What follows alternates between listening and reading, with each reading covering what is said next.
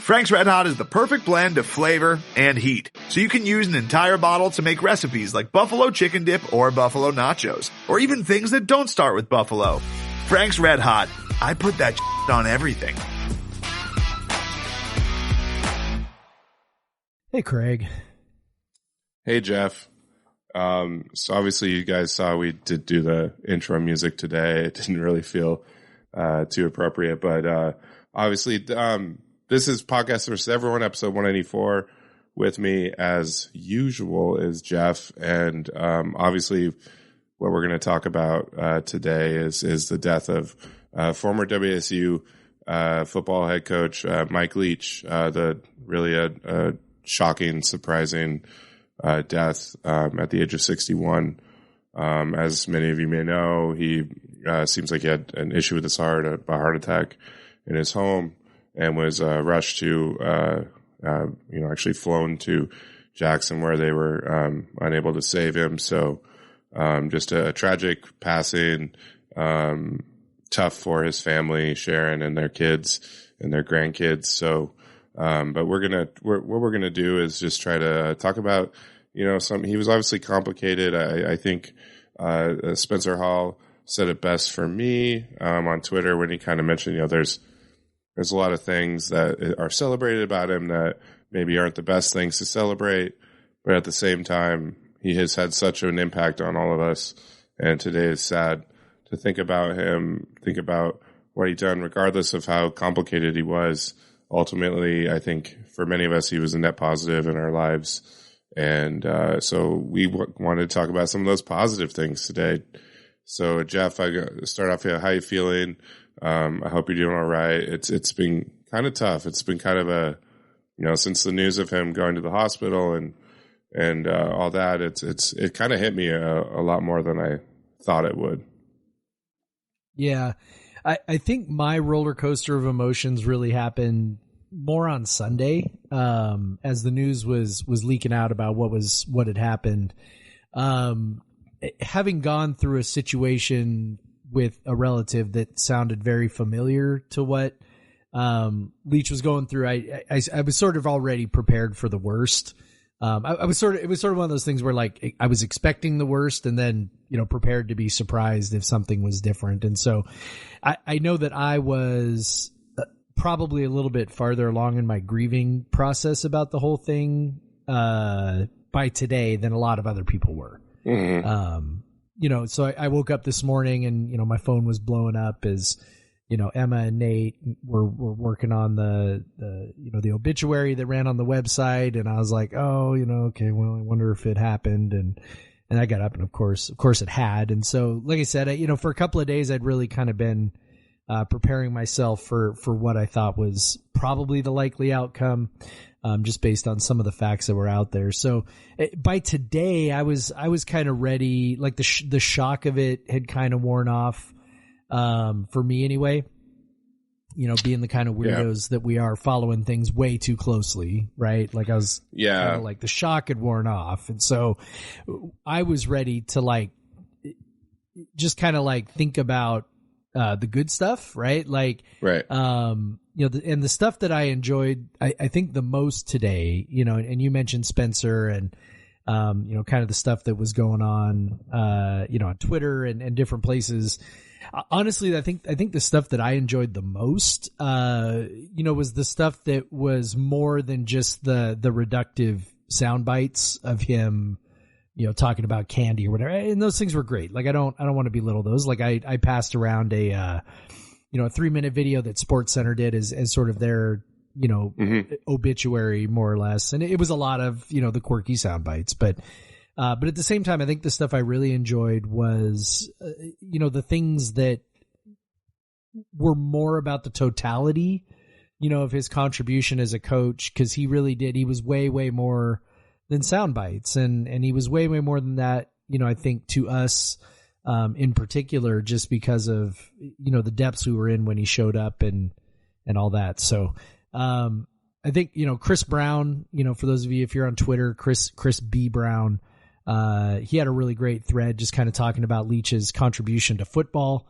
That's really worth checking out if you get a chance. Those kinds of things. Those were the things that I enjoyed the most, more than the stories of the quirkiness, which, are great and, make us laugh. And, it's obviously today's a day for laughter, but, the stuff that's maybe tried to capture the totality of his contribution, which really can't be underestimated. That was the stuff I think I enjoyed the most today, or at least brought me the most joy and comfort on what is a pretty shitty day. Yeah, absolutely. Obviously, when we say everybody air raids, that's 100% true. And Leach's success with the air raid offense that he and Hal Mummy created, and how he went forward with it even after Mummy was fired from Kentucky and didn't really ever kind of recover his career, but Leach continued on with Oklahoma as an offensive coordinator with Texas Tech, WSU, and Mississippi State. And because of the success that it had, and it's kind of easy to forget, but when Kentucky was throwing the ball around, and when Oklahoma was throwing the ball around in the late 90s, early 2000s, like, it was crazy. Like, people, and it wasn't quite to the extreme that his Texas Tech teams did when he was in charge, but it was still crazy. I mean, they got drafted by the Browns, but this is before they realized, Kentucky's quarterback, before they realized like what this offense was. He got drafted first overall, and then it became reverse eventually, that air raid quarterbacks got kind of looked at with a side eye, like, are you actually good, or is Leach's offense just so fucking good that like a golden retriever could sit back there and throw the ball for 4,000 yards a year? And it just became to the point where it's like, yeah, we had to measure quarterbacks more against other air raid quarterbacks because the offense was so prolific that it was going to move. Like, it was going to eat up chunks of yardage. It was going to put up points. It was such a guarantee that, over the course of seasons, that everyone started adopting stuff out of it. Much like with Bill Walsh, the West Coast offense, we saw for like a decade that just dominated. And then it came, and then you start seeing the air raid. And this is from a guy that never coached in the NFL. And you have the Super Bowl champions, Tom Brady, using air raid in their passing game. They were really one of the first teams that really started adopting that stuff. You look at the stuff that Andy Reid is running now and everything like it. He just has such an impact beyond. And then you go below, you go back down to high school. Everyone, it's even more prevalent. High school used to just be fucking running the ball. Like, you just run the ball. That's all you do, because who can throw the ball? You don't trust these kids to throw the ball. Well, kids can throw an air raid now because it's not just how and how you've seen written. It's not just how. That's not the offense. The offense is simple. It was the repetitions. So 7-on-7 ball became massive to get these repetitions, and a lot of this is traced back to Leach and the success he had with it. And it's crazy. And you even just looking at a micro level at WSU, just the attachment we have to this style of football now. Like, because even the hire of Rolovich was kind of looking for another sort of like unique offensive identity. But then as soon as Digger takes over, he's looking again for an air raid guy, because like, this is our identity. Like, we recognize these route structures, we recognize counting heads in the box, and is that going to be a run or not, and stuff. And so it's just wild that this guy who never was a national championship even contending coach, never won a conference title, but his influence on football at all levels is just insanely big, and bigger than honestly any coach in his generation. Like, it's crazy. Yeah. And it's more than just, I think sometimes air raid gets reduced to the scheme, right? Like, Oh, it's these. Well, for example, like if you know what you're looking for, you'll see mesh everywhere, right? Like you'll see, the thing where you got two receivers, they run past each other, and there you'll see it at every level of football, high school, college, professional. I mean, you'll see it all the time, right? But it's like, okay, so yes, that's a really innovative play, and Leach and Hal Mummy, developed that together, and all these route combinations and the idea of stretching fields both horizontally as well as vertically, right? All of those things are true, but it's like, man, there have been a lot of coaches that have come up with, schemes that have, innovative route combinations or whatever, but they have not in general had the kind of like transformative influence that the air raid did. And so much of that was due to Leach, not just, drawn up plays, but like it's about execution. It's about implementation. It's about, how do you coach kids? You mentioned, like you go to high schools now and you see it everywhere, and it's true. And it's like, well, everybody just assumed, okay, high school kids can't throw with that kind of proficiency. Well, guess how they do it now? Repetition. Guess how they do it now? Yep. They drill it down the same way Mike Leach did. Leach literally invented a way of practicing throwing the football, which is routes on air is what they called it. And it's 5 quarterbacks with each of them with a football in their hand, 5 receivers running a route, and then all 5 quarterbacks throwing the ball at the same time. Right? Because like up until that point, up until he figured that out, it was like, okay, you'd have one quarterback making throws and everybody else standing around, and maybe you'd have 2 guys, right? And you'd just be working routes. Well, now it's like, all right, well, what if we have 5? This is Mike Leach, right? In a nutshell. Well, what if I have 5 guys do it? Let's see how it works, and then he stumbles on this thing, and it's like, yeah, I like that, and then so he does it that way. And just the way that he, as a coach, demanded perfection might not be the right word, but demanded excellence from his players, demanded great effort from them, every day, every rep, every play. In fact, I'm kind of reminded of, we're going to go back to a lot of stories here, right? But I'm reminded of something that I sort of mocked back in, I don't know. I mean, this was like maybe it was when they were bad. Maybe it was 2013, 2014. But it was when they were not good. Might have been 2014. And they had the Rise Up board. Yeah. And I mocked that fucker mercilessly. And it was this, so for those of you who don't remember, it was this whiteboard on the sideline. And basically if a good play was made, they would put, you'd have a 1. And then if they made another good play, it was a 2. And then if they made another good play, it was a 3. And basically the idea was to see, how high they could get it to go, right?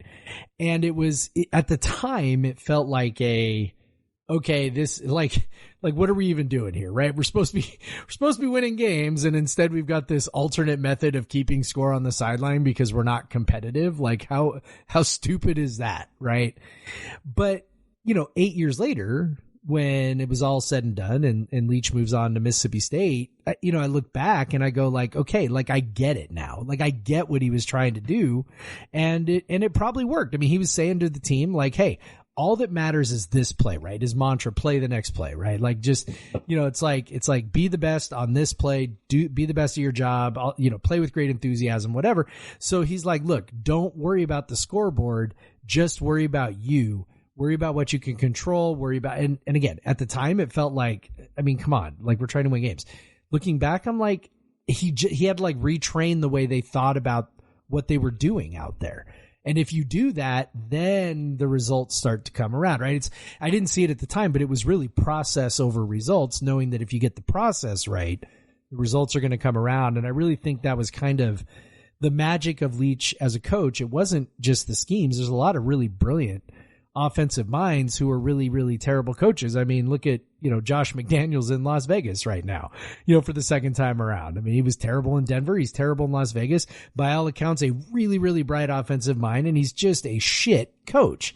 And you look at Mike Leach and it's like, okay, smart offensive mind, quirky, yes, but also like just incredible at like coaching players and getting them to play to their potential and teaching them. That was something I saw, at a couple of practices I went to. He jumped in with a bunch of wide receivers and was like, no, the technique's wrong. And he's like showing them, the technique that he wants with their feet and their hands. And and it was really, precise and detailed. And anyway, it just was like, he just is so much more than the sound bites. He really was, kind of the whole package. And, to say that he is, was truly a transformative coach. I mean, I think he knew that. But one of the things that really sucks about dying is you're not around to hear everybody say all the nice things. And, I think Mike Leach knew, how important, his contribution was, and I think he knew that people enjoyed him, but, again, it just kind of blows that, now we really get to pour all this out and we don't get to have a proper, retirement. We don't get to have him back to Martin Stadium and, name something after him, the quarterback room or something. I don't know, but you know what I mean? It's like we don't get to do the proper goodbye.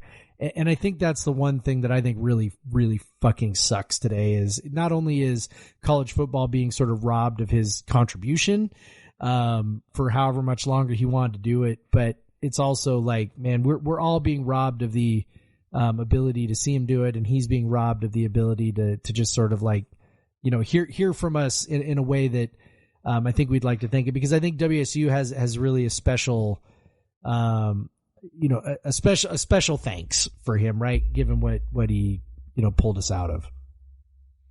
Yeah. And I think he had a very special, connection to Pullman as well. And as a place that kind of resurrected his career, gave him an opportunity and, to do that.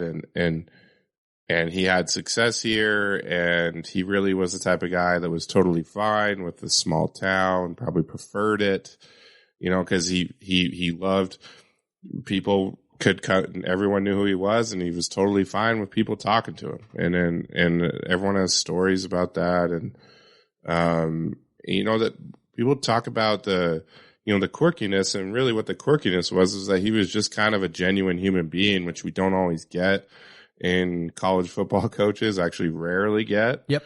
Rarely. And get. So he was the same person if you're talking to him over a beer or if he's talking, to the media, really, maybe just fewer cuss words when he's talking to the media. So he's, that was really what it was. He not only had this, profound impact on football, he was just such a unique guy, and we don't really see unique personalities like that in college football very often. And that was part of the reason people kind of latched onto him, and people latched on to WSU. When he came to WSU, we were just a nationally recognized football team for the first time, even before he coached a game, even when he was losing games the first few years. That still was like everyone wanted to watch WSU games because it was Leach, and he didn't know what was going to happen. He didn't know what he was going to say after. He didn't know what he was going to say at the halftime interview. So, it was interesting. And, obviously,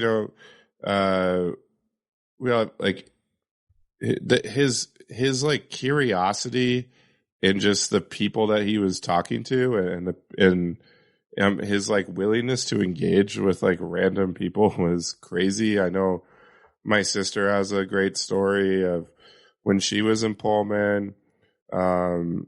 She had gotten off work. She went to the old sports page, was having a couple beers, and Mike walks in with all of his offensive staff. He sees Steph's alone, invites her over to sit down. They start chatting.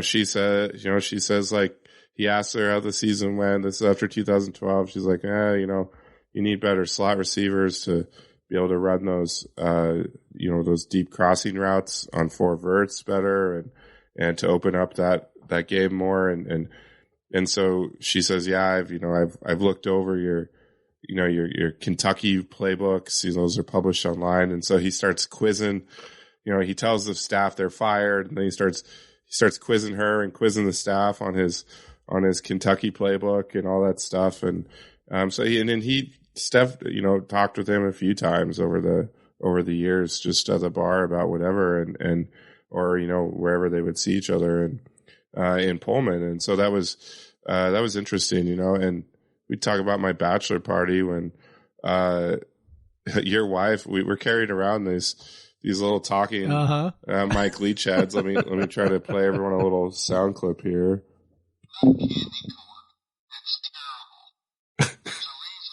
Yep. Yeah, I don't know how well you could hear that, but his candy corn. I could hear it. The candy. That was the candy corn diatribe. Yeah. So we picked up one of those at the surplus sale. So we went to the surplus, right? We went to the surplus, and they were selling the Mike Leach talking heads for $5 or something. And by the way, that's its own story, right? Where these talking heads came from. Remember, like they did like a whole huge teasing media campaign. Yeah. Right. Yeah. We were all like, what are they going to do? What is this thing? And then they came out with these heads, and we were like, really? Huh. Like, that's it? That's what it is? And it was like you push a little button and Mike Leach spouts off about candy corn or whatever. I don't even remember what the other ones are. Mine's out of batteries.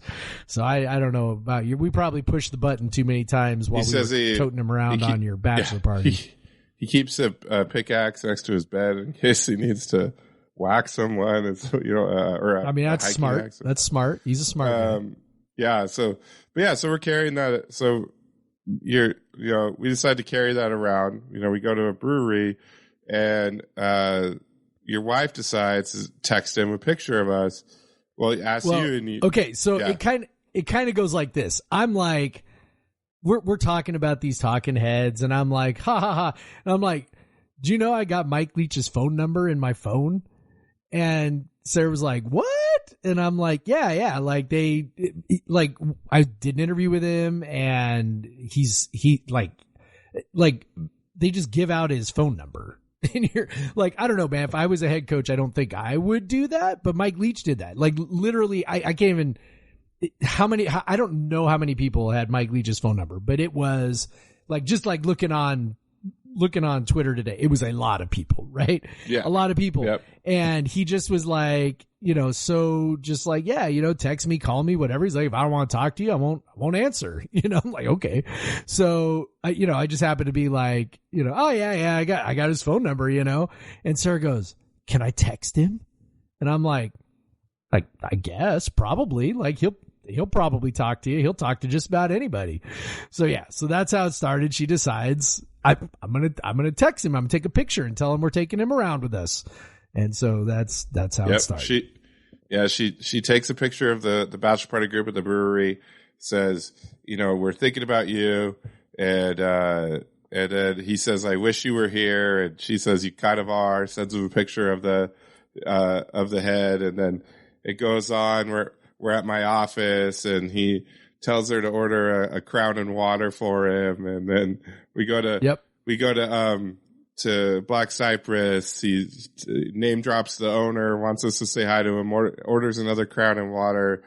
We were at breakfast the next day. He said, sorry, he's glad he could be involved. And then, at the actual wedding, I guess Sarah texts him and he comes back and says, have a shot of tequila and congratulate the happy couple and all that. So it was a Friday night at who knows what time in Mississippi, and he's just responding to these texts from this number. Like, who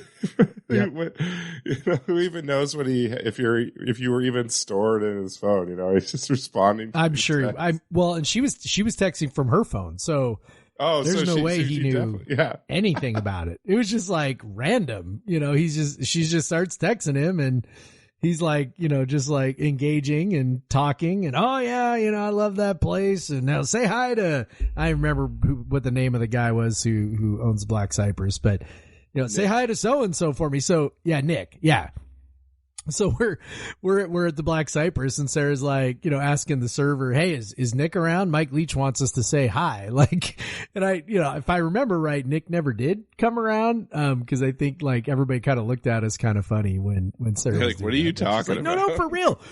I'm texting with Mike Leach, yeah, it was great. It was hilarious. Just very quintessential Leach. And I think that's the kind of stuff that gets beyond just just the sound bites like this. Like that's, I think there's a little bit of a performative element to some of the sound bites. You know, I do think there's, oh yeah, I do think he, you know, very much knew he was on camera or whatever, but also like that wasn't far off from who he actually was. Like, you know, yeah, he might put on for a camera a little bit.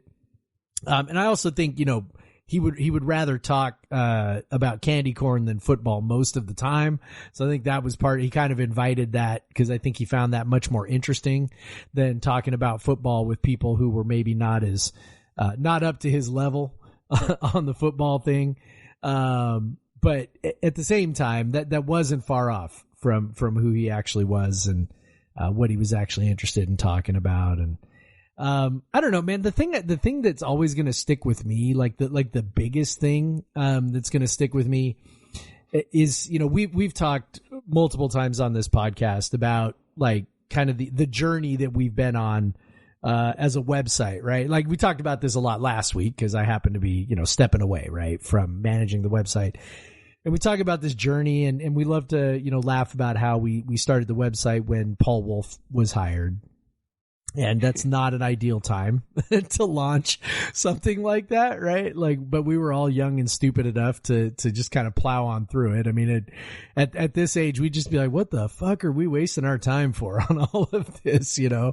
But at the time, you know, we were, I was, I don't know, 30-ish, 31, 32, something like that. And you were, you know, when you're recently graduated, you like a lot of the other guys. And so, you know, we were still pretty excited about being internet celebrities and, but man, those first 4 years were like brutal, demoralizing. We had to make up our own fun, right? I mean, like you had your famous, you know, Reed Forrest for Heisman campaign and other, you know, assorted fanfic type pieces of writing.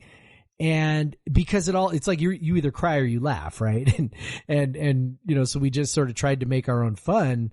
And then we hired Mike Leach. And I remember like the feeling, the moment when it was like, we're going to hire Mike Leach.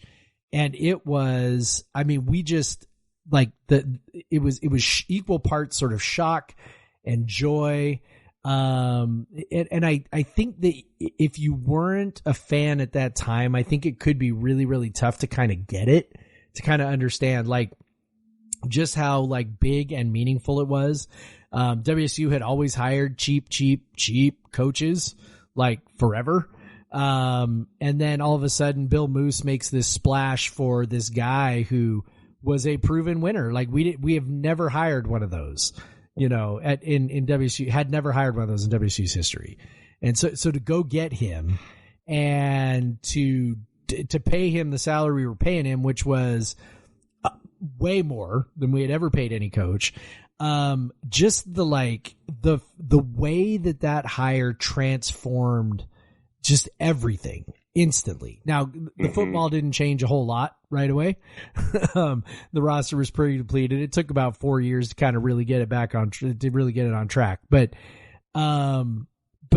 just the hope that came along with it. Like even just right now, just talking about it, I get butterflies in my stomach because I just remember how just unbelievably exciting it was, and the hope and the joy and just him standing up there and being like, well, people are asking me why Washington State, and I'm like, well, that's a stupid question, and just like knocking us all over, right? Just like we're like, oh my God, we're in love, you know. It's, you know, the pirate flags with WSU logos on them start popping up. I mean, just all that. So I you know, for me, my enduring memory will be that hope that he brought, and then the way he actually paid it off, culminating with 2018. Just, you know, those are memories that he built that would not really have been possible without him. And so for that, I, you know, for all the complexities of, you know, his politics and the way he sometimes treated players. You know, there's a Mississippi State player who transferred last week who took some shots on the way out at Mike Leach. You know, I mean, he could be abrasive, but on the whole, very thankful for him having been our coach. Very thankful for having gotten to know him, in whatever small capacity. And, I just think it's really cool that we got to have that experience for 8 years.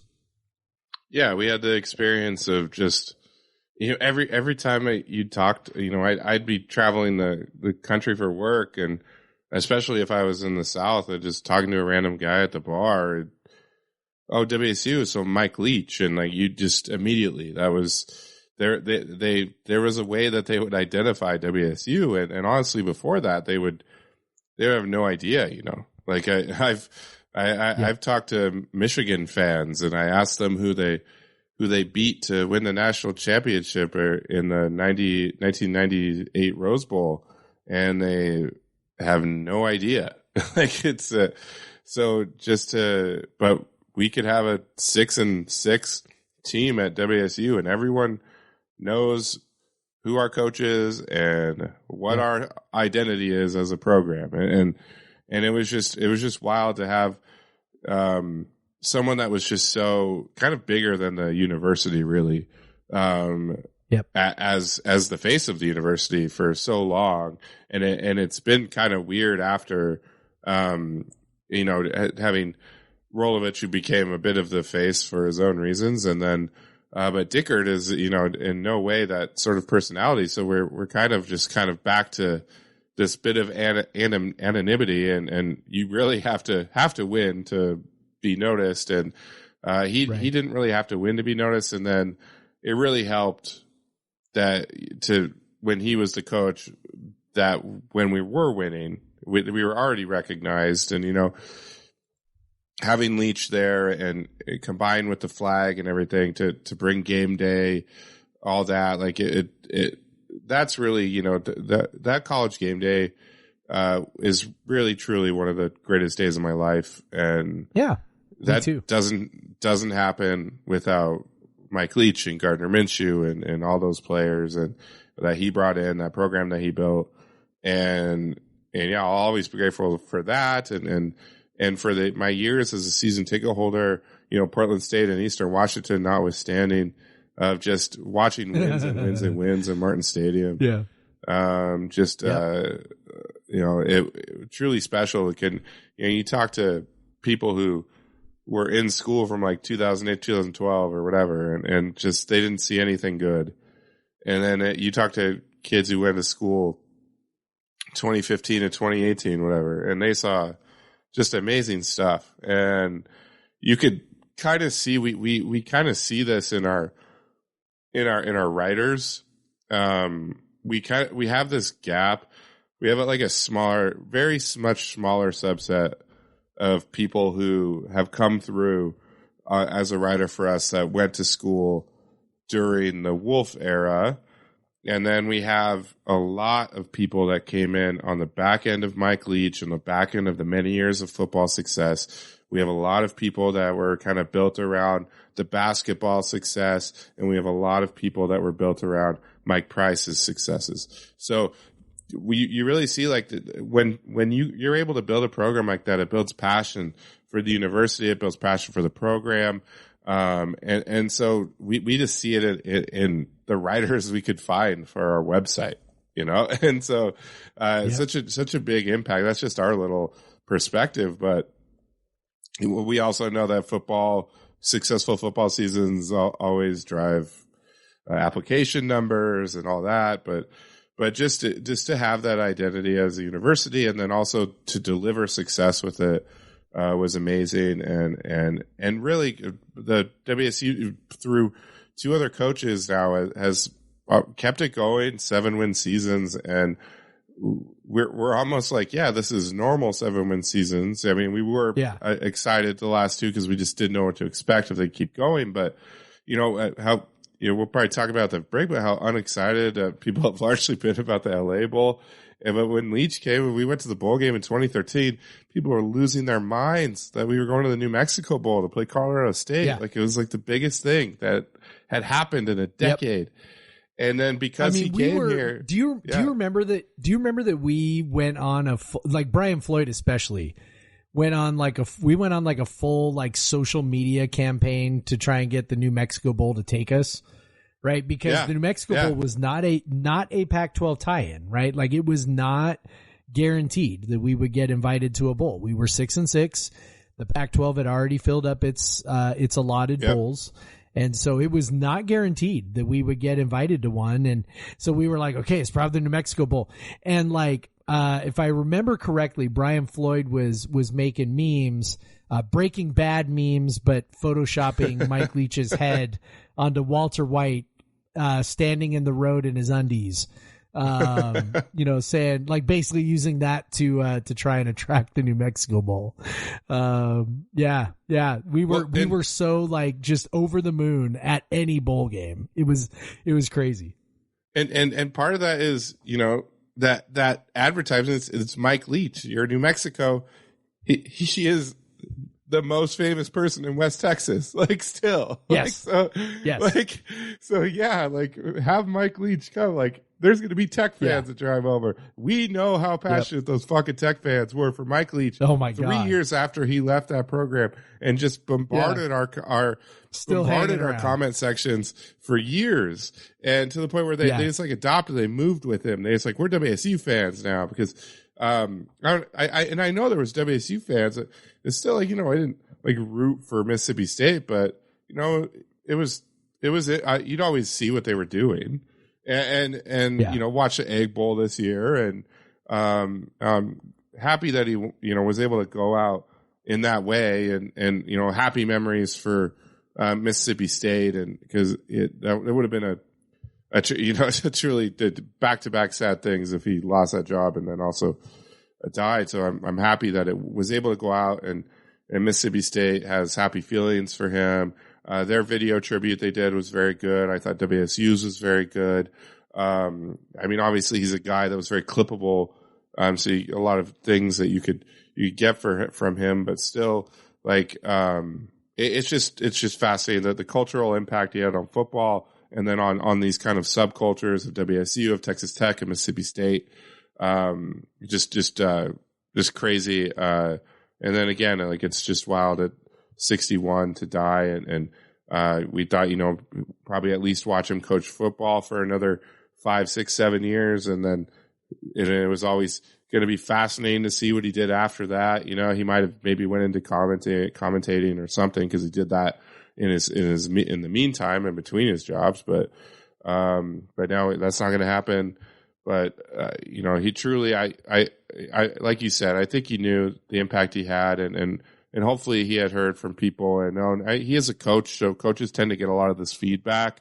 So hopefully he knew that the impact he had on people, just as a unique personality, and then also insanely influential college coach. So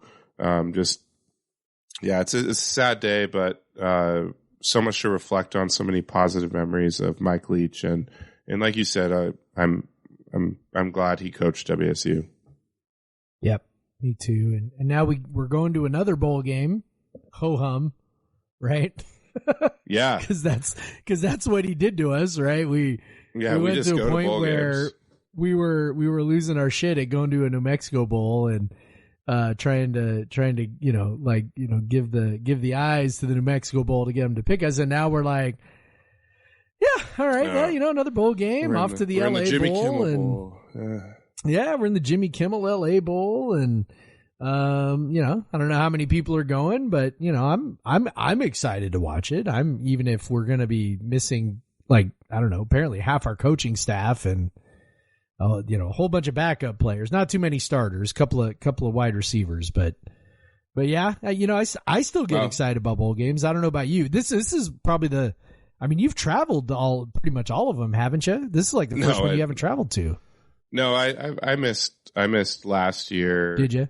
Okay. I missed last one I went to was I went to the Cheez-It Bowl, I went to the Alma Bowl, and I went to one of the holiday bowls. Oh, okay. So I went to some. So you were on a little streak there. I didn't remember the Jig last year. Yeah. So, it's crazy. Yeah. This is just like, Jimmy Kimmel Bowl. Starters out, a couple of receivers, a couple of linebackers too. We're definitely, down to the bottom of the barrel. All of our linebackers. All of the linebackers. Definitely bottom of the barrel. then without so that was kind of it must have been an odd day for Eric Morris to have like one of his mentors, his former coach, pass, and then he also accepts his first FBS head coaching position at North Texas. Which, by the way, is like super awesome for him. Like that is not something to lament. That is not a step down, going from an offensive coordinator to an FBS head coaching job. That is a step up. That's good. So good for him. I'm bummed that especially he's with but that's awesome for him. A recruiting base where he's really going to be able to recruit the types of players to run his offense. So you saw how many guys from Texas. Yeah. You saw how many guys from Texas we took in our last recruiting class after he got hired. Yeah. Like that's what he knows. That's where his connections are. It makes he was a finalist for the Texas State job, right? Makes all the sense in the world that he got that job. So good for him. I don't know where we turn now. I'm sure Dickert's got some ideas, but good for him. So might make for a rough LA Bowl. We'll see. No offensive coordinator. Dickert's acting defensive coordinator and head coach. Because our defense coordinator is now at Arizona State. Yep. Down every starting linebacker, down a couple receivers. It's going to be an interesting, now offensive line suddenly becoming one of our strongest positions. Most experienced position. Most experienced, we'll say. But so really a hard game to predict. I know that, Hanauer, the quarterback at Fresno, I've heard he's playing, so we don't get a pass. Jake Haener. Haener, I don't know. Haener. Haener. But just for the record. So he's playing, and he had a nice season for them. Played in 9 games. He's a good quarterback. 18 TDs, 3 picks. Not throw a lot of picks. That compares to the other guy that they had obviously sub in a lot because he also played 10 games. And so hopefully he plays because he threw 6 picks in basically 200 less passing attempts. So go Logan 5. Get in the game. We want to see you. So Fresno, obviously they won the Mountain West. They beat Boise State in the title game. Really smacked them around a bit. They are a balanced team, I guess you could say, in the realm of college football these days. They did give up a fair amount of sacks, 35. When you look at runs versus passes, they were a little bit tilted towards passing. Their run game, even if you take out the sacks, isn't truly that fantastic. Nothing to there. They have a workhorse in Jordan Mims, but he's under 5 yards a carry, which in college is like in NFL, like 4.78 is good, but in college 4.78 is pretty normal on a ground game, especially in like a Mountain West conference. But he's going to carry the ball 20, 25 times. So WSU is probably going to, they'll see plenty of Jordan Mims as long as he's playing. I honestly, who knows? He's a senior. Who knows? You just don't even know. My understanding is that all their guys are playing. I mean, for them, I don't think anybody who's healthy is playing. They basically won a championship to go to this game, so it's like a much different stakes. Whereas they won their conference. We finished 7th in our conference. Like this is the same as the old Las Vegas Bowl matchup, where the Mountain West team frequently won because they were often more motivated. They often were a better team. Now this it's kind of an even match. Fresno. If you look at the advanced dance stuff, like it's a pretty even match. Look at Vegas, like it's pretty close. But again, how do you even factor in the players that are not going to play? That's tough. But Fresno State can score points. They have a good offense. Hopefully there's enough guys on defense, get after the quarterback, stop the run, to hold them down, because I really just don't know what to expect from the offense. It's kind of tough with the receivers out. And he still has Farrell in. I guess he loves throwing the ball to him. Cam does. But I think, Farrell, I would probably expect a pretty big game from him in this one, just because Cam's just not going to feel that comfortable with anyone else on the field. Yep. So otherwise it's just hard to predict, man. Like if it were the full rosters of each team, I probably would say WSU by a little bit, but I just don't know how these, obviously the departures will impact the defense. Like that's the 3 linebacker departures were 3 of our best players. So that's tough, and I think they're going to have Jordan Lee potentially play linebacker. Cause he's a big guy.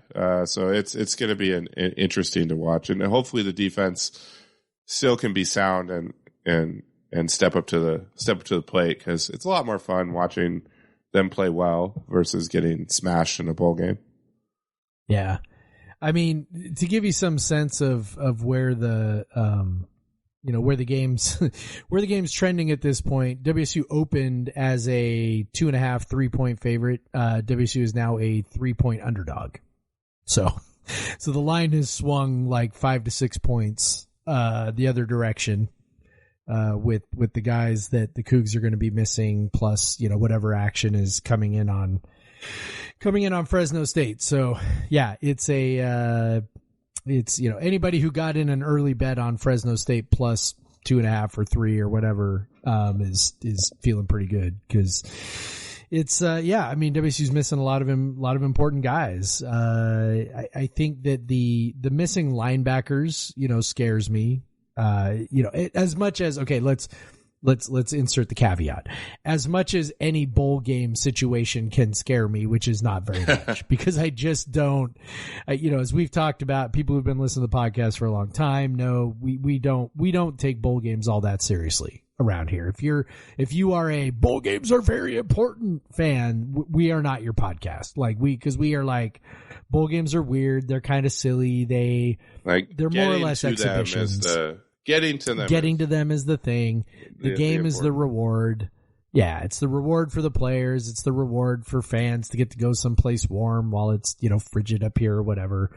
So you can't take the results too seriously. They're not predictive. They're not really anything. Unless of course your offensive line gets shredded, against a, G5 team, and then you're bringing back the same offensive lineman the next year. Then maybe it's a little predictive, but just in all seriousness, the overall results, are not, I mean, if you looked at the bowl game last year, I mean, let's just say, let's say, the result of the game, losing to Central Michigan, right? Oh my God, we are so fucked. We're going to crash next year. I mean, we won 7 games. We damn near won 8 and beat Oregon. I mean, it had no impact whatsoever on this season. Was the game shitty? Yeah. Was there a good reason why? Probably, missing half our offensive line and, whatever. And Jaden DeLora goes out at halftime. I mean, what do you expect? Right. So I feel kind of the same way about this one. Like I fully, at this point, I started the game thinking, yeah, I think we're a better team than Fresno State. Losing your coordinators, losing not all of your linebackers, but your top 3 linebackers, right? Who would typically all 3 be on the field at the same time in like red zone packages. You lose 3 of your linebackers.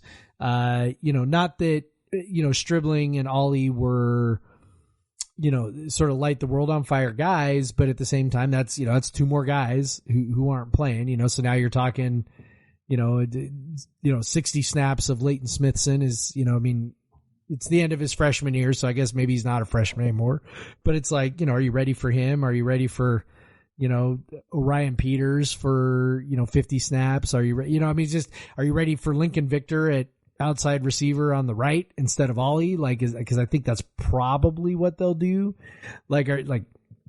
Probably that's not the greatest situation in the world. So, I do at this point, I think I expect Fresno State to win.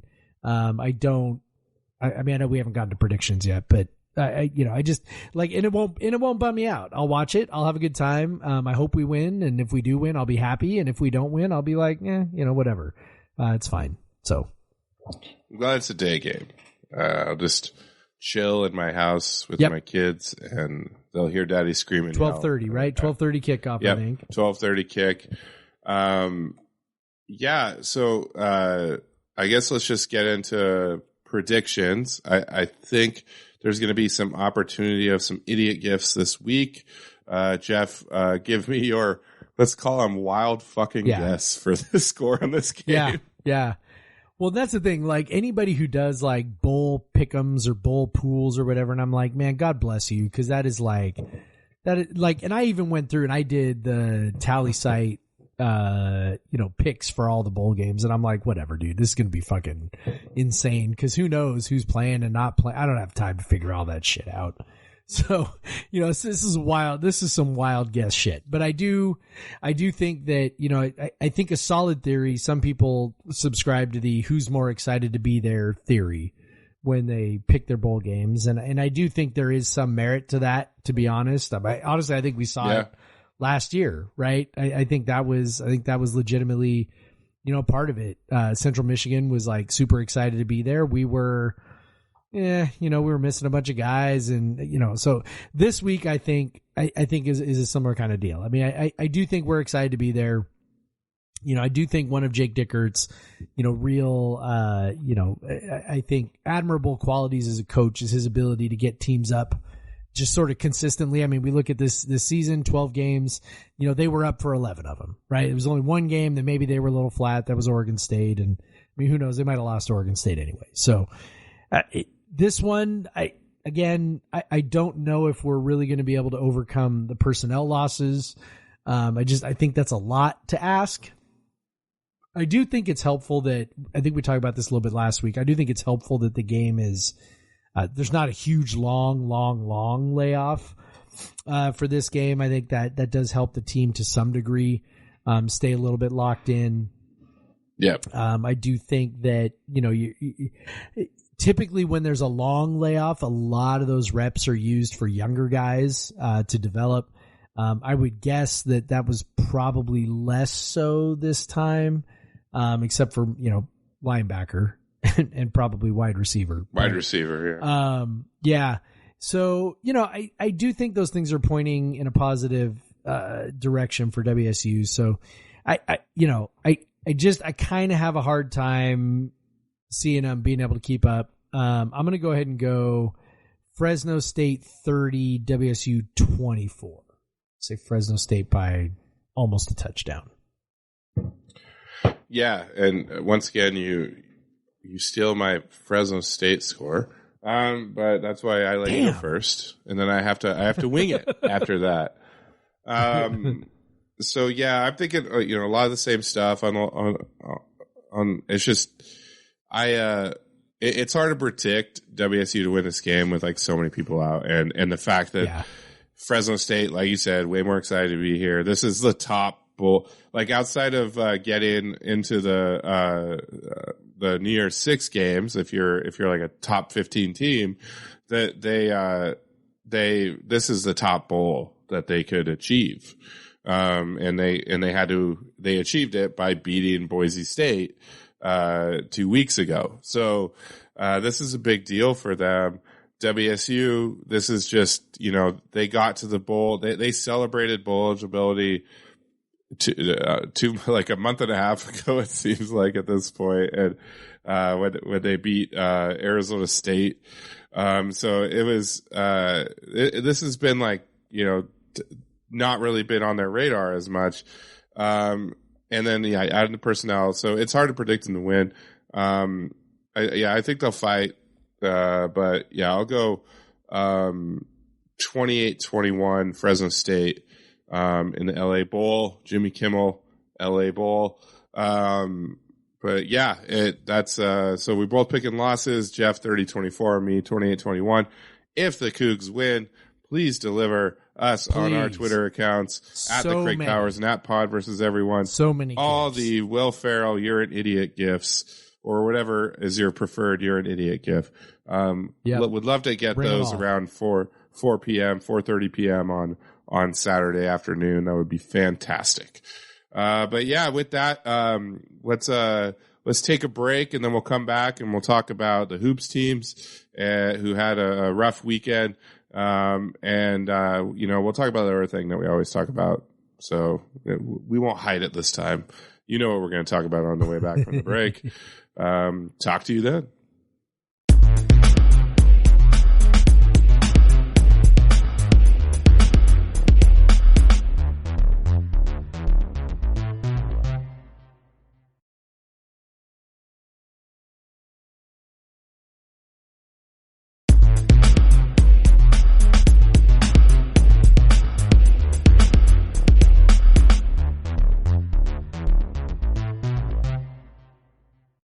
And we're back. All right. So, Jeff, before we talk about some hoops results and upcoming games, let's talk about beer. Jeff, what are you drinking tonight? Yeah, man. So like we are wont to do, generally when big things happen, is we try to find beers that go along thematically with the situation. So I opened up my fridge and looked around, and I found actually a fairly recent purchase, something that has become one of my favorite sort of late fall, early winter beers to pick up, because as we know, I love to shop at Costco. This is always at Costco annually. It's the Crux Tough Love from their Banished series. And I think I've been getting this every year for, I don't know, probably 4 or 5 years. Like I just keep buying them. Sometimes I have the patience to let them sit. Sometimes I drink them pretty quickly. This is the 2022 version, so I'm drinking it pretty quickly. In terms of like years past, the ones in the years past had like a really strong, sort of like cherry flavor to it. Which was great. It kind of tasted like a chocolate covered cherry. Loved it. This one, the cherry seems to be a little more muted. I don't know, like you can maybe tell me if that's a thing that would become more pronounced over time. It seems like the sort of thing that might fade over time, but at any rate, this is for a beer that is, fairly recently been bottled, really well balanced. You got the chocolate and all that stuff. And again, in the past, when I've had them fairly new, the cherry seems to have been pretty powerful. On this one, it's definitely much more mild, and very much enjoying it. Tough Love. I picked that because anybody who's been around Leach as a coach knows that he definitely subscribed to the tough love theory of coaching. So this is a tribute to you, Coach. Tough love. So, yeah, I've had that in the past, long time ago.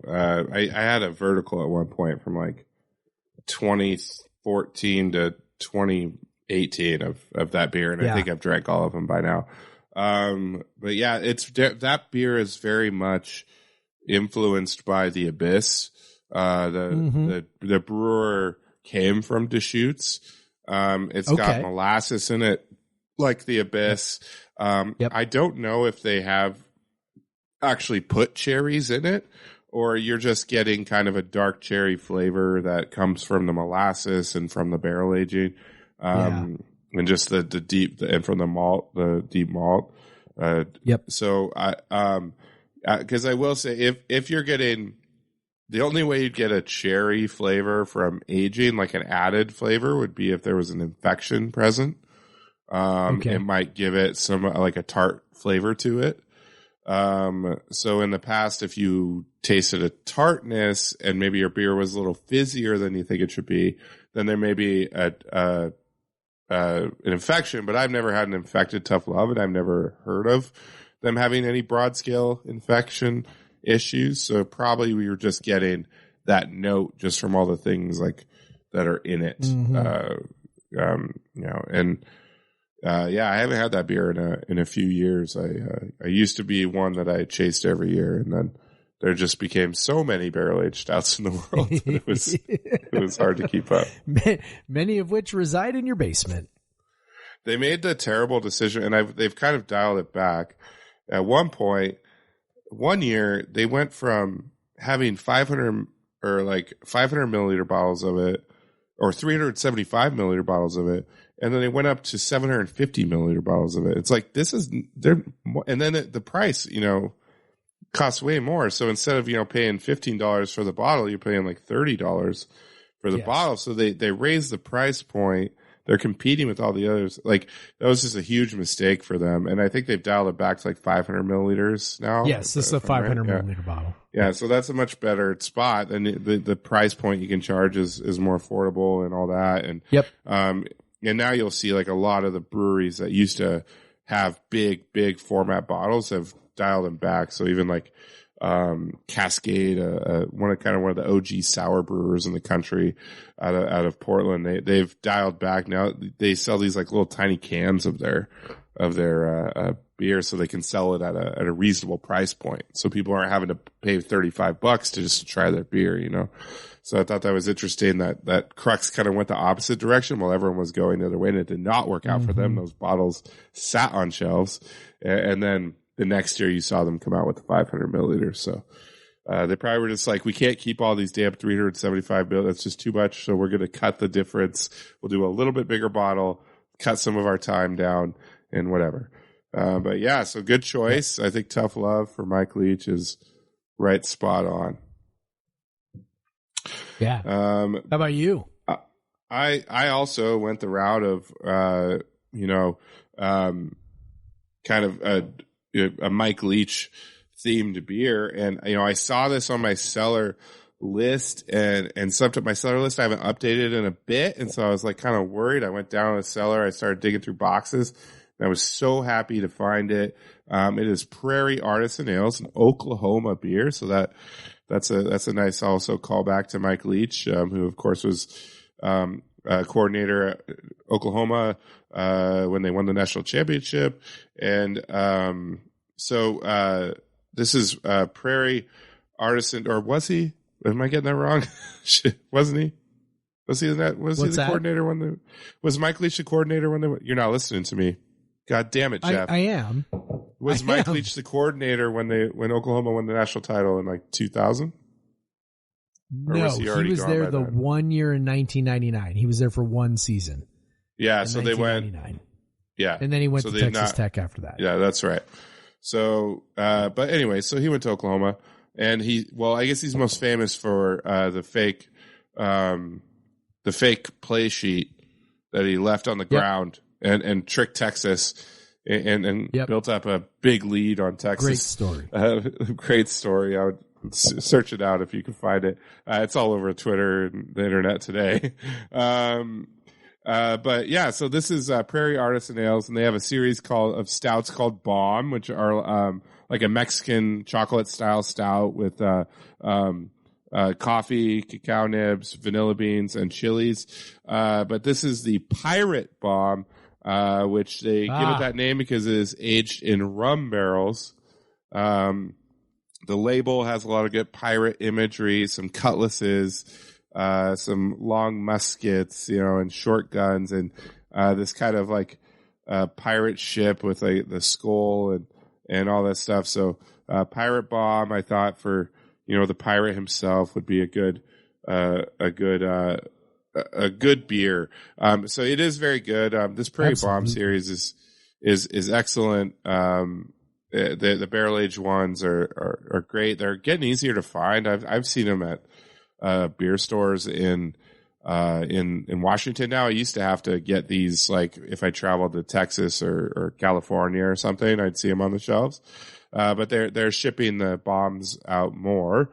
That goes back to there's so many barrel aged stouts now, so many to compete with, so they kind of they can't sell it all in their home market anymore.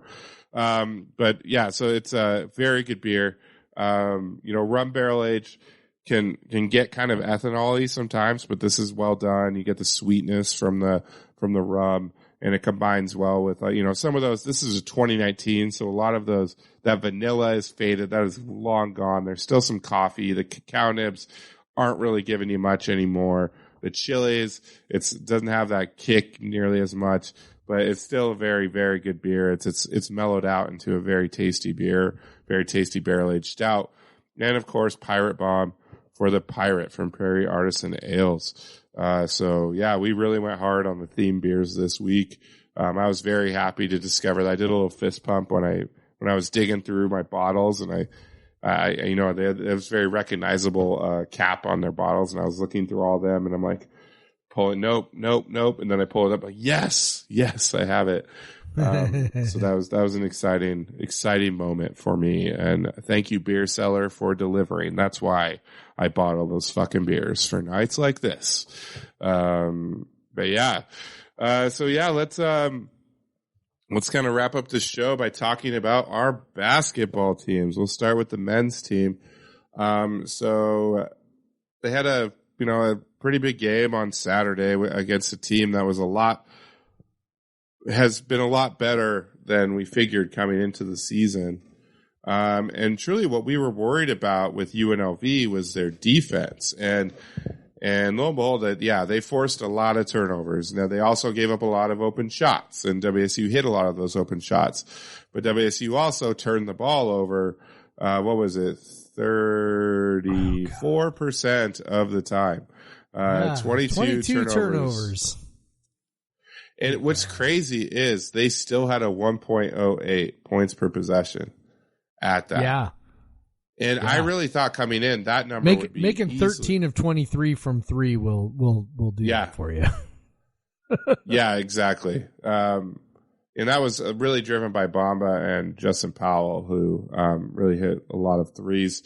It was really tough, but even the 52% on twos was impressive too. Yes. DJ Rodman had a nice game inside the arc. Yep.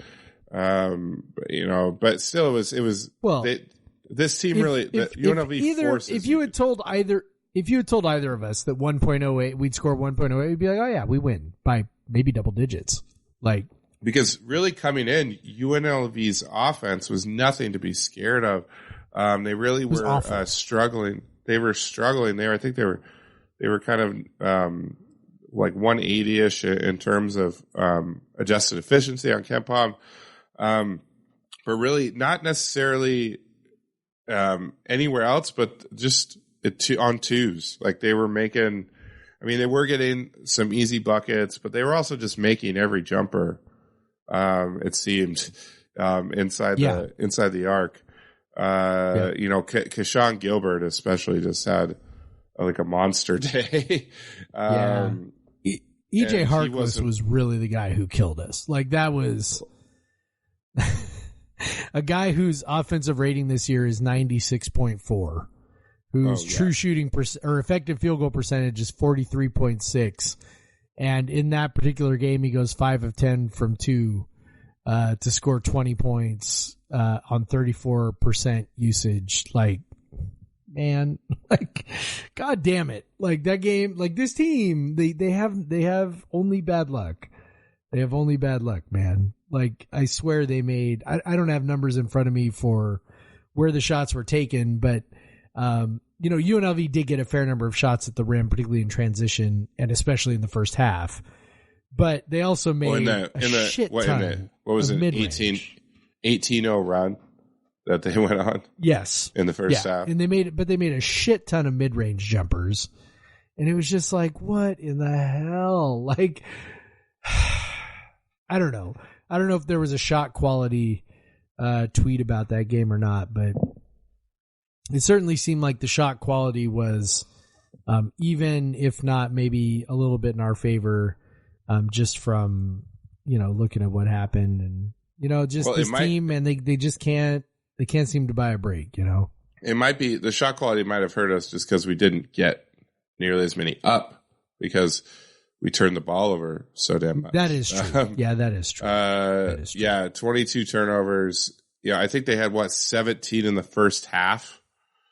But it's funny. The first half, they still managed to they were down 4 at the break, turning the ball 17 times. So you were just thinking, let's. If you told me they're only going to turn the ball over 5 times in the second half, we'll fix this. It'll be fine. But then UNLV just wouldn't stop missing. They just wouldn't. Like, it just wasn't happening. I was like, you cut the turnovers in half, we're good. Like, honestly, I was like, I was on our Slack, just like, I think we're going to be fine. Like, I think the turnovers come down. I think we, when that happens, I think we, come out after that. And, just was like, yeah, I think we'll be fine. And yeah, we cut our turnovers in half, and yeah, we more or less kept scoring, but good God, we couldn't stop them. And I will say this, there was some, there is a temptation to be like, yeah, they were hitting every shot, but that also, I think it's also important to acknowledge, like, the defense really did struggle with containing penetration. And that was a real issue, man. Gilbert got into the lane really anytime he wanted, to the point where, Dylan Darling struggled in the first half a lot. The freshmen in general struggled. Kamani, his O rating looked okay, but 4 turnovers, maybe not the greatest in the world. Wasn't his greatest game. And then Dylan Darling struggled really, really bad offensively. But there also was a point in the second half where I was like, man, I think we got to put Darling back in just to like try and stop, contain dribble penetration. Because at this point, it's pretty clear, like, he's probably our best on-ball defender for containing dribble drives. Like, I think that's probably a reasonable conclusion right now. And that is, that's I think Dylan Darling's going to be great. I think he's pleasantly surprised me in a number of ways, but if we are relying on him to be our dribble drive point of attack, containment guy, you're making a huge trade-off there, because he's just not really ready offensively to be much of a contributor. And I don't know, man. It was kind of like, you could see like Kyle Smith was kind of like, well, maybe this will kill us offensively, but we're not going to have a chance at all if we don't, somehow contain this guy from driving. And and you saw that did come in shortly after that. So because of that, they switched to a zone, and Carlos Rosario got a significant number of minutes for him. And it was, they pretty much exclusively bring him in when they're playing zone at this point, and he got 13 minutes. So you're looking at roughly 13 minutes of zone. But then once UNLV started hitting jumpers, they had to get out of the zone because they were getting shredded. And so it was just, we saw some weird lineups in that game because they were just trying to figure out like what the hell to do. And he had a little bit of foul trouble. Obviously, Bamba had some foul trouble, but he still played 32 minutes. And you had your starters play a ton of minutes. They're always going to do. It's again one of those games where, if we had our guys, it probably would have been different. Honestly, I'm not even talking about Deshaun and Miles at this point.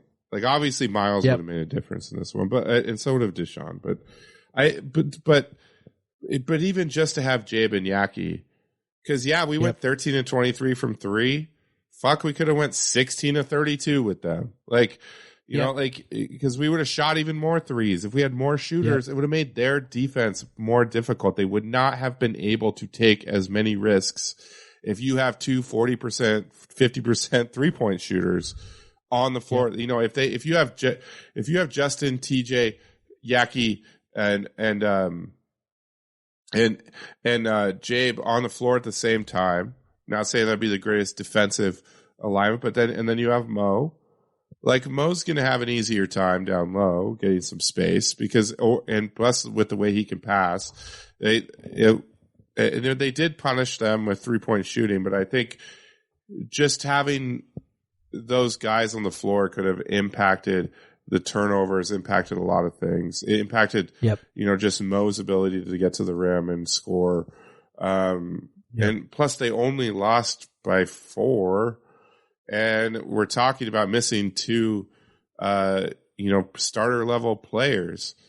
And so it's again, like, it's just, this season is just, it is what it is at this point. Again, we're just going to have to hope for, fun things to happen, because honestly, it would take just an absolutely incredible run in the Pac-12 season to get to a point where they're even at large considered. I think it would take like a lot of wins at this point.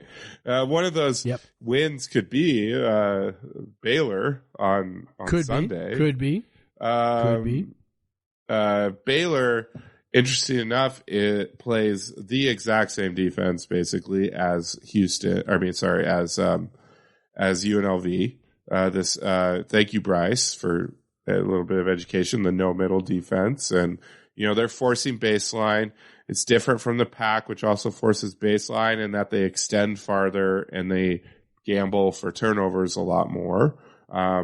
They close harder and they help a lot more, from what I noticed in that UNLV game. So this is what Baylor has become a national power built on this defense, plus the ability to get out and run on offense. So they're going to be maybe this year a little bit worse on defense than UNLV. So they're definitely going to force a lot of turnovers, but UNLV is forcing turnovers at like an insane rate right now.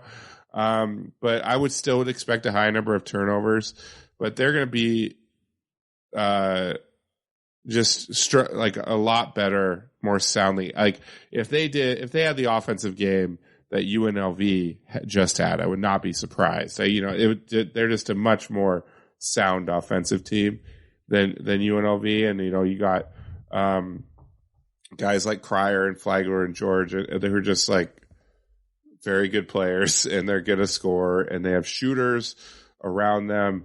It's just they're a tough offense to contend with, and they're going to punish you on the break if you turn the ball over.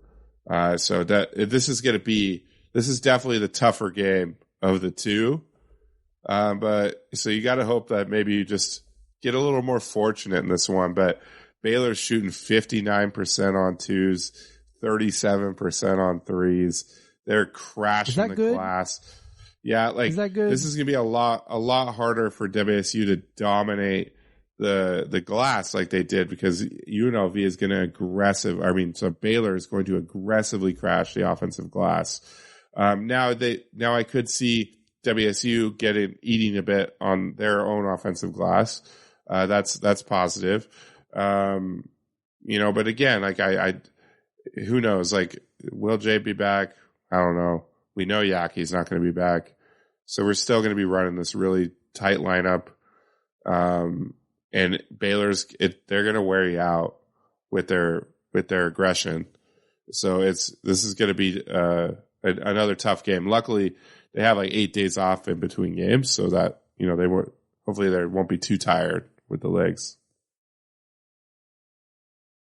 Yeah, either that or they'll be fatigued from finals this week, or not finals. Is it finals? It is finals, right? Right before break. I guess, yeah. Yes. Yeah, it would have been finals. Yeah, they usually have the because the graduation was last weekend. So in the fall semester, they have the graduation before finals week typically. Yeah. So finals this week, which is why they're not playing at all until Sunday. So hopefully that means they're refreshed. Hopefully that means, maybe, cross our fingers, Jabe is back. I don't know. Andre sure doesn't seem like he's close. So I guess we'll see.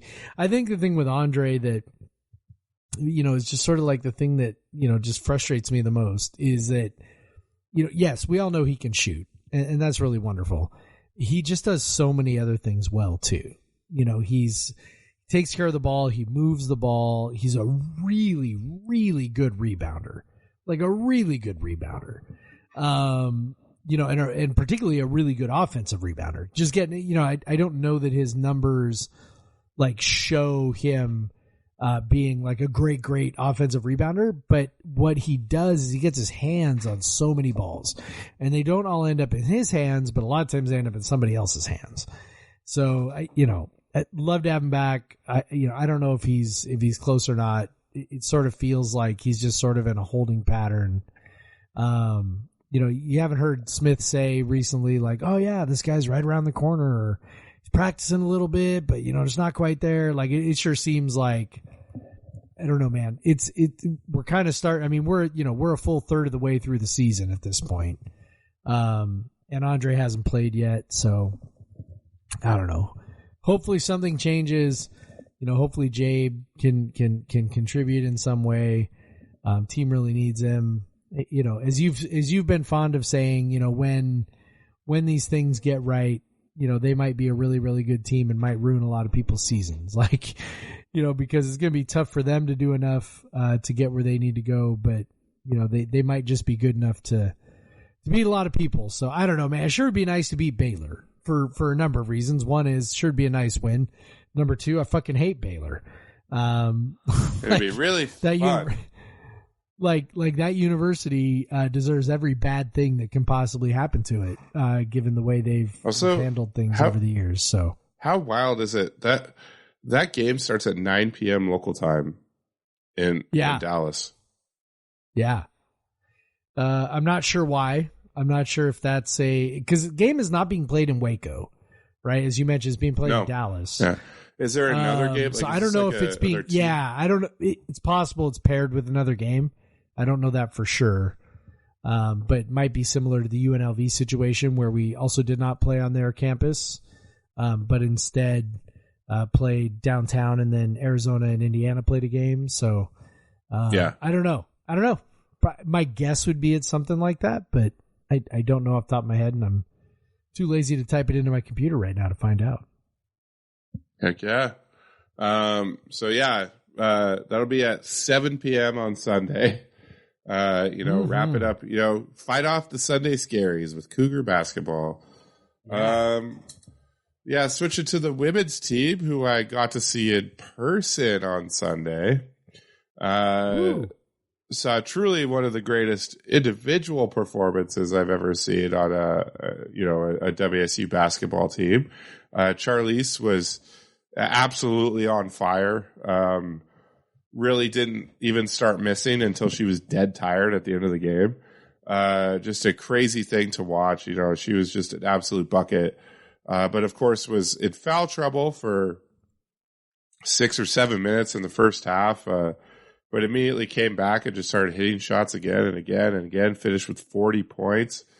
Unfortunately, UW had an entire team of fucking players shooting like Charlie's. Like, I don't know.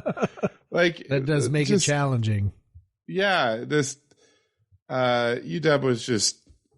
I mean, there was definitely some open looks. I'll give him that. Like, but you got Lauren Schwartz going 5 of 6 from 3. Overall, them shooting 33 of 61 on twos, on field goals in general. 8 of 17 from 3. It felt like a lot more threes. I think just all their threes came at looked like WSU was going to make a run, and then they hit a 3. And just not, you typically expect this defense to hold teams to much lower numbers, and you would expect 66 points to be enough, even though 40 of it is from Charlize. And not really anyone else did much of anything offensively. Bella had a few buckets. She was 5 of 12, which you'd hope she could be a little more efficient because most of her shots come in around the basket. But outside of her, Johanna hit a 3 to start the game and then was kind of out of it the rest of the game. I think she might be hurt or sick or something. To have her only for 17 minutes is wild. So I don't think she's exactly right. But yeah, Ula went 0 for 10 or 0 for 6 from the field. You're not getting any threes from her. She was 0 for 4 from downtown. Sarah Tahina wasn't getting the kind of penetration that we usually see her get. 21 minutes from Grace is a lot. Cause, she's fine defensively, but her offensive game, if she's not hitting her spot up threes, it's tough. So yeah, it's kind of a bummer. You're watching in person, watching Charlize have this like amazing game. You're like, can we come back and win? Cause really, UW had them at an arm's length. I think they only got it to 6 a couple times, and they never got closer than that. And because UW just kept hitting shots, WC was having a terrible time getting stops, and so that was rough to watch. Knowing you're watching Charlize on this track for this huge game, and you just know it's like something crazy is going to happen for it to be a win. So that was a bummer. Yeah, it's reminiscent of another UW game where a player went for 40 plus points in Klay Thompson in the Pac-12 tournament, right? Where that game was a little closer than this one, but yeah, it's by the way, the Pac-12, Pac-12 network will play that game along with other big WSU basketball games as if we're happy about that. Like, cool. I want to watch. That. Yeah, cool. Klay went for 43. Oh, and we lost in the Pac-12 tournament to our bitter rival. No, I don't ever want to watch that game again. No, thank you. No. I do not want to watch him miss a game-tying free throw at the end of the game. I do not want that. No thanks. Don't want to see it. Never, ever again. Yeah, I texted you on Sunday because I wanted to go to the game, but I didn't really get a chance to. Ended up spending my day at a furniture store, figuring out how many thousands of dollars I wanted to spend on a new furniture set for our bedroom. And I was like, we were there for a long time, man. It was about the same as buying a freaking car. And I was like, I texted you, and buying furniture is a fucking who had the basically who had it's the worst. And I was like, not quite as bad as buying a car, but it was pretty bad. And I texted you and was like, I don't know which of us had it worse, you at the game or me buying furniture. And you were like, but at least I was at a game. And I was like, touche. That's a good point. You were at a game. That was definitely better than laying on beds and having the guy go, what do you think of this bed? Oh, that's only $5,000. I'm like, fuck that. I'm not buying that. Fuck no. Like, come on, man. I'm not buying the $5,000 bed. Give me a break. So yeah, we went with a not $5,000 bed for sure. So anyway, that was when fun. I saw the score, I was sad. Yeah, we had fun. My daughter, my oldest, she had a blast. We had Marty and Corey had their kids there, and then Stephanie had her oldest there, so they were playing with cousins and all that. So she was playing. They were screaming. They were loving screaming "Go Cougs" and "Boo Huskies" the whole game. The point when the game was over, we're all getting ready to go, and B was absolutely on it. She was to the point of tears, not wanting to leave. So it kind of looked like she was crying that WSU lost in her little WSU cheerleading outfit that she picked out, by the way. I did not tell her that she had to wear that. I wanted her to wear a matching hoodie to me, but she didn't want to do that. She wanted to wear a cheerleader outfit, which is fine. But so she was at tears, and I'm like, man, people are going to look at her and think she's super sad that the Cougs lost. But she just said that we have to leave because she was having fun. Yeah. She just is screaming and yelling, and no one cares. Yell, go ahead, it's fine. And then man. Every time the announcer would say Huskies, she'd be like, "Boo Huskies!" And this, of course, UW is known as the bad place. As soon as we pull into the parking, Daddy, there's purple everywhere. And then Daddy, our seats are purple. Why are all our seats purple? I'm like, it's because we're in the bad place. This is where. And she's like, oh. And so that was funny. And then so it's funny to watch her and just try to, she doesn't know what happened in the game really. she just got to cheer for the Cougs. I think she was bummed that Butch was not there. I'll tell her we'll go to a game in Pullman and Butch will be there. So now I have to take her to a game in Pullman for sure. If I have to, if I take the kid and I can't stay at the bar quite as late. That's all we have to talk about this week. Once again, Mike Leach, that was a big bummer. It really affected all of us, and all the best and to his family, and hope, I know that as hard as it is for us, it's much harder for them. So hopefully, thoughts with them. And if you listen to this, you like it, whatever, rate us 5 stars, whatever. And then I think I already gave our Twitters. If the Cougs end up winning, be sure to send You're an Idiot gifts to us. Absolutely. At the Craig Powers and at Pod versus Everyone. You can find me on Instagram and TikTok at Craig W. Powers if you like hearing about emo and concerts and the Cougs, and sometimes my kids, all that good stuff. Jeff, you have a News Coug Instagram if anyone wants that. But all that's left to say is go Cougs. Go Cougs, Craig. Black Lives Matter. Black Lives Matter. And still get vaccinated. Still do it.